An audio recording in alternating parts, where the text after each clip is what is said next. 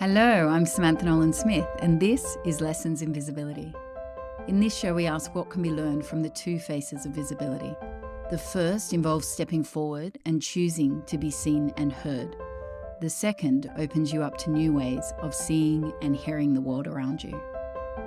Welcome to the show.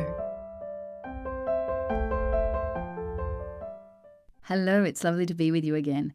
This is a lesson that seems to come back again and again and requires multiple reminders. And that is, you do not have to be visible like an influencer.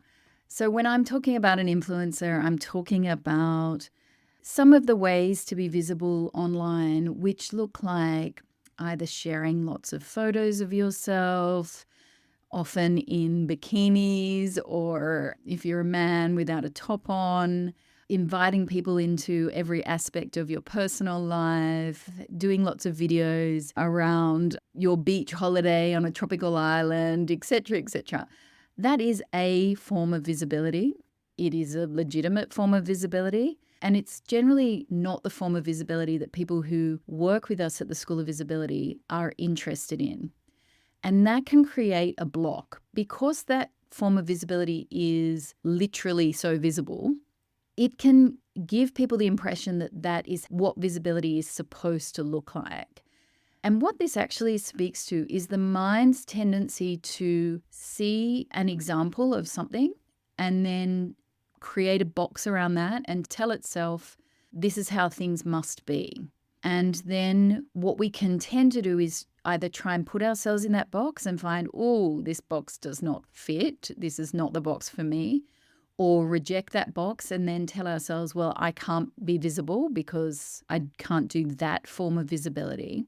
And the lesson for today is there is no one way to be visible. There is no right way to be visible. What humanity needs is a great variety of forms of visibility. Think of biodiversity. Biodiversity is so important because of the different forms of expression that different plants take on. And there's a way that the plants complement one another and enhance the life cycle of other plants because they're not all doing the same thing. When we get monocultures, we create problems. There is not a richness, and the ecosystem cannot thrive in the same way that it thrives in a more diverse setting. So the awareness that I want to activate for you today is an awareness of, have I got any of those stories lingering? Have I seen a certain way that somebody is being visible and told myself, I'm going to have to do it like that? And then tried to maneuver myself, mold myself to fit that image. When, if I'm really truthful with myself, that doesn't feel good to me. That doesn't feel right to me. Sometimes this can be really obvious and you can hear that and you can think, yes, I absolutely know how I've been doing this. And other times it can be more subtle. It can be just in one small aspect of the way we're using our voice, or the choices we're making around branding, or the business model that we've opted for. These are all examples of ways that we can get caught up in somebody else's full expression and make the mistake of thinking our job is to duplicate that form of expression rather than lean into our own most natural way of being visible. So you might not be concerned with influencer culture at all. You might not care about it. And it may not be a story that you're carrying, that that's the way to be visible. But you might have a different example. Maybe there's a way of showing up in your industry that is a dominant way of doing things. And that's a very visible model for you.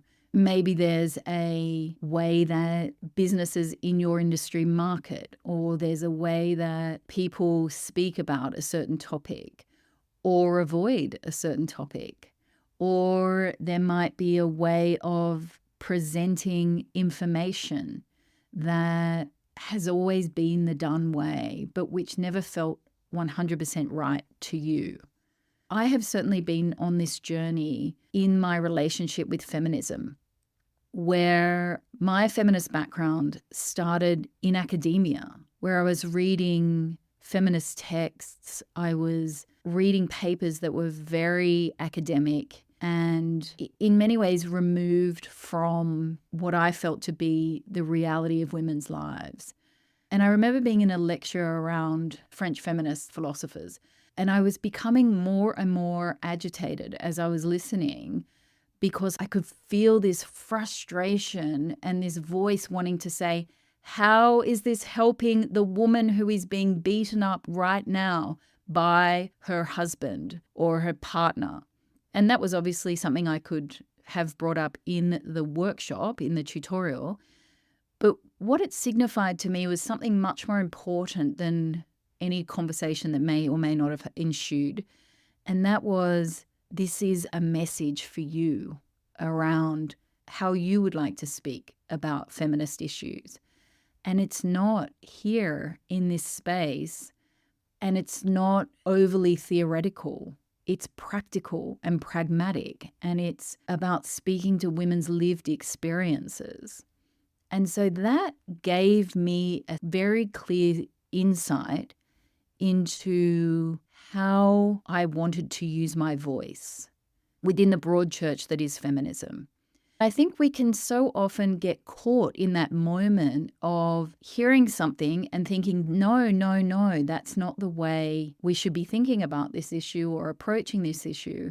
But then we get stuck in fighting against what is, rather than seeing this as an invitation to step through a whole new door, even to create the door and to then open it up for others.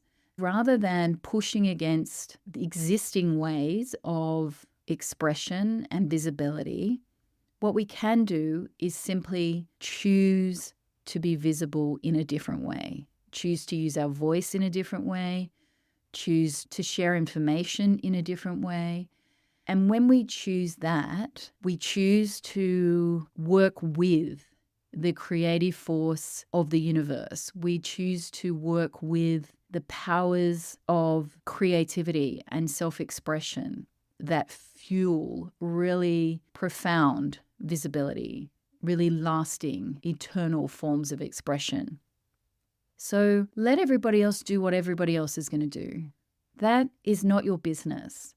Your business is, what are the messages I'm receiving about how I want to show up, be seen or be heard?